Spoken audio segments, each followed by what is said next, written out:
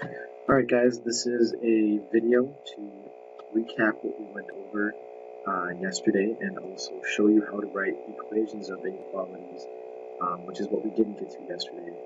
Absolute value inequalities with less than, greater than, and equal to symbols.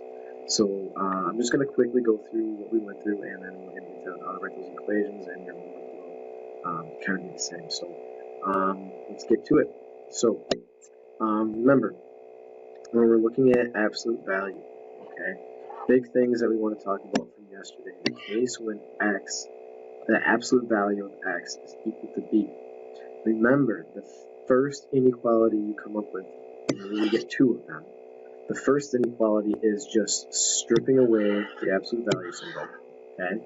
And then the second one comes from stripping away the absolute value symbol and then setting it equal to the opposite value. Alright, so I won't go through solving all of these, but I will go through just to give you an example of how to set them up. So remember yesterday for this one, what we did was we said, alright, the first equation for this one is x plus 6 equals 5. The other equation was x plus 6 equals negative 5. And we just went ahead and solved that. Alright, again, you get two answers, and remember on your number line, you're just going to have 2 points on the number line that you're going to graph. Alright, then we talked about when we have the case of x is less than b, absolute value of x is less than b. Remember we said that is going to be our word and that we use. Remember, we don't do that comparison to the very end, not until we get our actual graphs. Same thing applies here. We get two inequalities, alright? The first one we get the same exact way. All we do is strip away the absolute value bars, and then the second one we strip it away, but now we flip the symbol, okay? Notice it's the opposite and the symbol is flipped, alright? So again, I won't solve this one, but I'll set up both of them for you. The first one we get for this inequality is y plus 5 is less than 9, and we would solve that, just add 5 to both sides. And then the same thing here, you get y plus 5 is flip the symbol now, greater than, and also make this opposite, negative 9. Then we solve both of those and graph them. And then in the end, don't forget that we solve using the word and. We write our final answer using the word and. So we look for overlap there. Okay. Next, we talked about the case when the absolute value of x is greater than b. When we see greater than or greater than equal to, we always want to use the word or. All right. And we talked again the same way.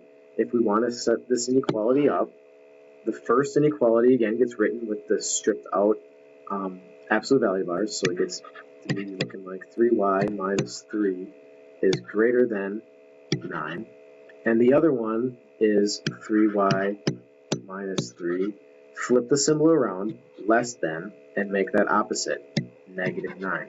We'd solve both of those, we'd get two inequalities that we can graph, and we would interpret our composite graph with the word or. Okay? Alright, so now to the stuff that we did not get to. Alright? To write an absolute value equation, this is the new stuff from yesterday. Alright? This is what we're going to do. You're going to look at a graph, and you're going to come up with a couple of different values. The first one is m, the number that is in the middle of the two graphs. Okay? And I guess I can look at the example that goes along with this. Okay? So here is my negative 2, here's my 4. The number that is in between those two, I'm just going to cross out so I know exactly where it is negative 1. So in this graph here, my m is equal to negative 1. Okay? Then d is equal to the distance from that middle number out to each graph point. So if it's in the middle, each way it should be exactly the same. So in this case, it's 1, 2, 3. So d is equal to 3 here. And once I find those two values, I find the middle of the two numbers, which sometimes could be like 0.5, right, if it's not exactly in the middle. I find the middle of those two numbers, and then I find the distance back out to those numbers. I can start writing my absolute value inequality. So for this particular one, let me see how I should say this. For this particular one, absolute value, follow the format, x minus what's my middle number? Negative 1. Absolute value of that is equal to, what's the distance out? 3. And again, also, I would obviously simplify this to x plus 1. Absolute value of x plus 1 equals 3. And that would be my equation. Okay? That's the equation that I would set up. All right? Also, notice, this particular graph had just dots over each number. And that should make sense with what you know about equal signs and absolute value. Remember, if we go back to the very first case, we talked about equal signs. Get rid of that. We said equal signs get us just dots on the graph. Remember when we did these, okay? So going back here, let's go through some more examples here. All right, now take a look at this graph. Before we talk about what the middle is, what the distance is, think about how I can get shaded regions on the outside of numbers. What I mean is, what word are we talking about here? Or and? The only way I can get a graph that has values on the outside is with an or graph.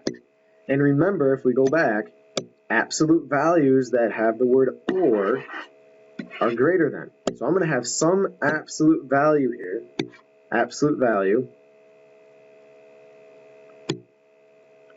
stay there, absolute value of some number, and it's going to be greater than whatever we find. All right? Now, we got to find out what our middle number is. So I'm going to just start crossing out, kind of like finding the median.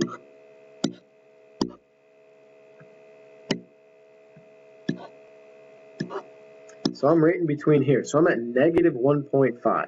Okay, so my m value is equal to negative 1.5. All right? My d value then is going to be that distance out. So there's a half. 1, 2, 3. So my d value is equal to 3.5. All right, so let's go back to what our formula says. The formula says that it's x minus the middle, and we have a different symbol here. It's greater than d. So x minus my middle number is negative 1.5. So I'm going to change this to x plus 1.5. And that has to be greater than 3.5. That's our equation. Okay? All right, let's move on to the next one.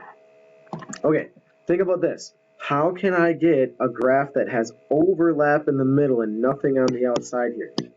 The only way that I can do that is if I'm talking about an AND graph, and an AND graph is less than. Okay? Now, if it's less than, I know I'm going to have absolute value and a less than number. Okay? So I'm going to have x minus something. All right, let's find that middle number again. X minus the middle, so there we go. My middle is 5, so x minus 5 is less than, okay, how far do I have to go to get out? 1, 2, less than 2. Now, take a look. My outside numbers are shaded in, meaning I have shading on the outside, right? My 3 and 7 are included, so I have to include a equal sign underneath. I did not have to do that for this inequality because those were not filled in. All right? Cool. So that was the second part of the lesson for today. All right? That's what you guys needed to understand. If you need to go back and rehash this video, you can always see it on my website. It's a YouTube video. You can upload it and look at it there. All right? Homework is on the board behind you, and I want you guys to get started on it right away. Have a great day, and I will see you tomorrow. Take care.